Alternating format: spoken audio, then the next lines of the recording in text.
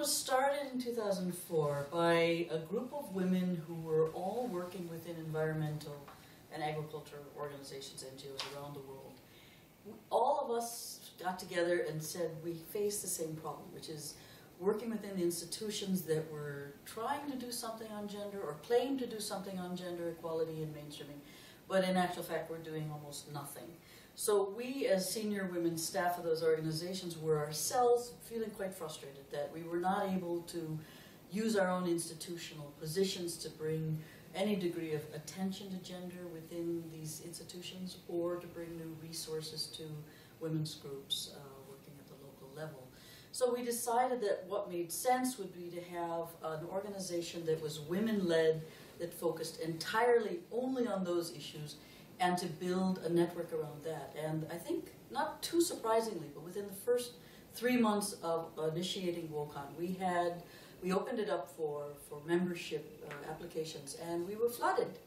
I think we had about 35 applications within the first 3 months, which indicated to us that we hit a nerve.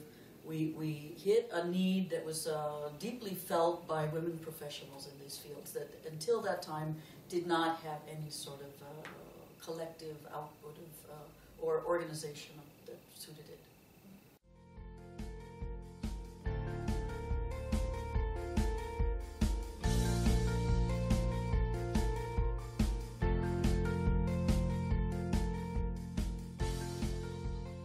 WOCAN is unique in that, unlike other women organizations that seek to empower women, WOCAN looks at the contribution of men as well, and we appreciate that very much. Working with WOCAN has allowed me to engage with women issues much more strongly and strategically.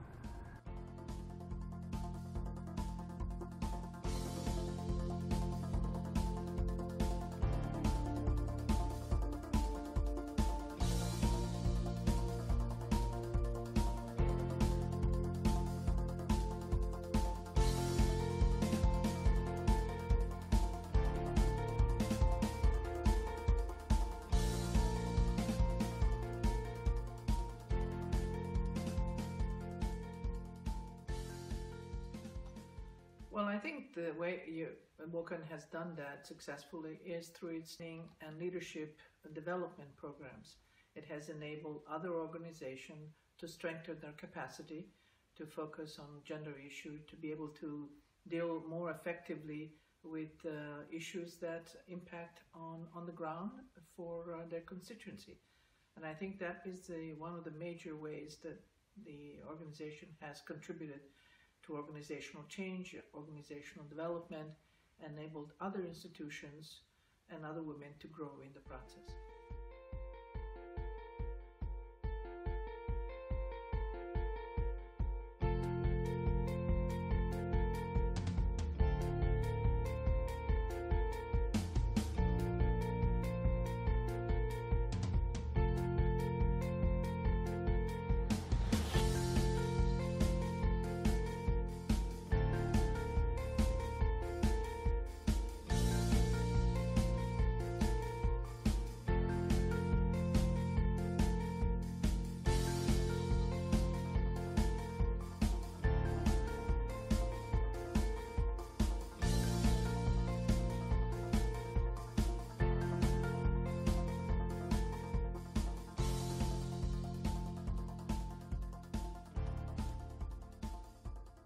In looking backwards over the last 10 years and thinking, what have we learned in the process?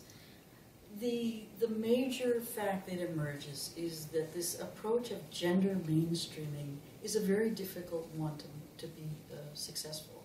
I like to say it's because the carrot and the stick are not big enough. So despite a little bit of money, and a lot of talk, there just has not been, we have not seen big successes in mainstreaming gender into these institutions.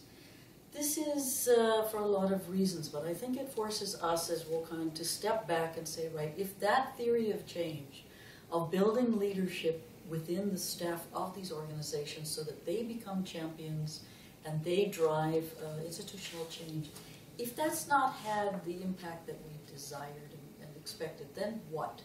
And I think we've come to the realization that they just don't have the power themselves as change agents. And there's not enough drivers of that kind of change of gender mainstreaming within institutions. And there's not an accountability to the so-called policies that exist out there by those institutions. So we flipped it and we said, can we do something that incentivizes those organizations to do the right thing instead?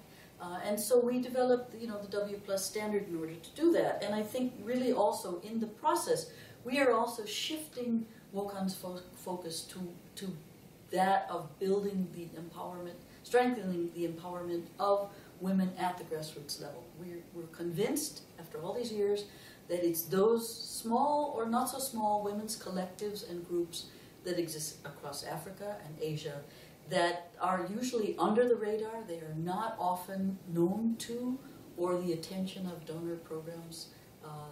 So as a result, again, they're undercapacitated, underfunded, but with immense potential for growth to address the problems of food security and climate change, for example. And we've seen it again and again. So we feel that strategically, that's a better place to put our energy. And what WOCAN can do is, again, to mobilize and use its space within regional and global bodies with partners that we have to find ways to bring those resources to women's groups so that they are able to grow and to realize their potential.